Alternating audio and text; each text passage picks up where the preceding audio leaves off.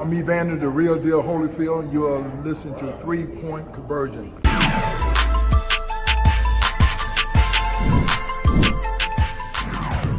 Hi, Courtney, Andy Lipton. How are you? Good. How you doing?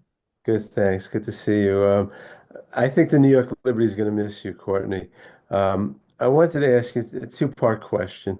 Did they want you back? And if so, was there something you would have liked them to have promised you to want to come back that they didn't promise you? Wow, the deep questions, huh? I mean, if they want to be back, that's a question you're gonna have to ask them.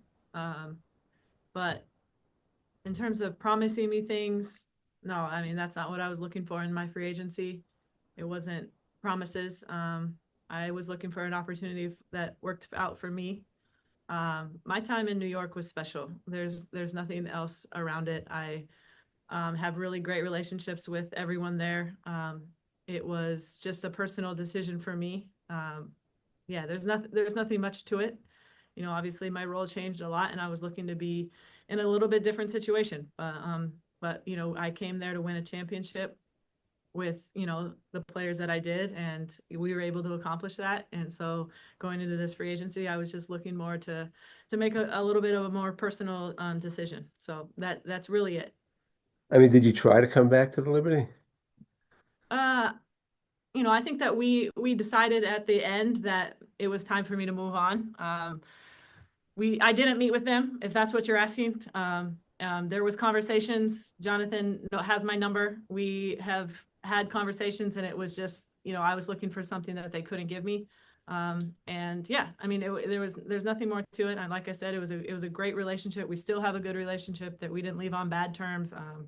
I'm very happy for my time there, and very grateful for everything that they were able to provide for me. Thank you. Thanks, Go Courtney. Ben. Thanks, Tish. I guess I'll ask one W question then about your time in Chicago. I mean, post Ariel Atkins trade, just what do you think it will be like to play with her, and what are you most looking forward to just about that backcourt pairing? Yeah, I'm really excited about having Ariel on the roster. I mean, her resume speaks for herself. She's an incredible two-way player. I think it's huge. She's an all defensive player that plays really great on the offensive end. There's just not very many of them. The way she competes on both ends, she can really shoot it. She's going to be a really dynamic scorer for us. And another vet experience. I mean, she's an Olympian. She's won at every level, and I think that's going to be huge for both our locker room, but also just building the culture that we're trying to build in Chicago. Gotcha. And then one or two unrivaled ones. I heard you went to Disney earlier this week. Yeah. I guess was it your first time there, and what were some of your favorite rides? Um, it was not my first time there. I went as a kid, so it's been a while. But my favorite ride, we did Epcot. We just sticked to Epcot the whole time. And my favorite ride was definitely the Guardian of the Galaxy roller coaster. It was one of the best. I wish I could ride it a lot, but the lines are insane. Disney is crazy. Oh my gosh. It'll be a while until I go again, for sure. Are you a fan of roller coasters? I love them. That's like what I did that was our vacations as a kid. My mom was a huge roller coaster fan. That's what we did. So I'm like, I love it. Gotcha. I guess then, other than taking regular trips to amusement parks during the WNBA season, I guess are there other things that, as you reflect on your experience at Unrivaled in terms of standard setting, whether it's small things like resources you have in the training room or bigger ideas that you want to see reflected into the W, whether it's this year or going forward? Yeah, I mean, I think that having everything in it, it's just like they built this facility so that we had everything that we have. And I think the model has been there. The most WNBA teams are either have one or striving to get one very soon. So the standard is set. It was unbelievable that Unrivaled was able to put this all together. There's nothing more we could ask for. They really do take care of us. But I think, like I said, the standard's set, and everyone just got to either meet it or they don't. Yep. Thanks, Luke. Yep. Jackie? Hi, Courtney. Just one here. Building off the question about the aerial trade, I'm just curious, looking league-wide at a bit of a trend we've seen during this offseason, which is lottery picks have been traded at the rate that they have been. I'm just curious why you think that's sort of become a trend this offseason.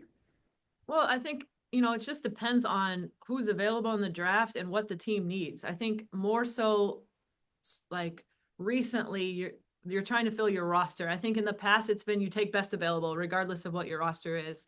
But I think now you see teams trying to fill out the best fit that they need, their most needed. There's great players in the draft. So I know it's surprising that you're trading for picks, but if you don't think that the player that you really want is going to be available at your time, maybe you're looking to fill it with a vet or somebody that's already, fits your roster better. And I think that's what we're seeing. And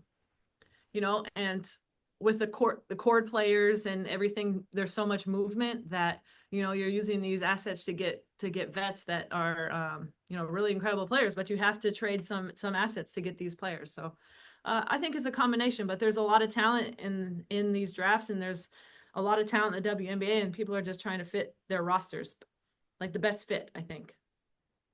Thank you. Thank you. And last one from Chris.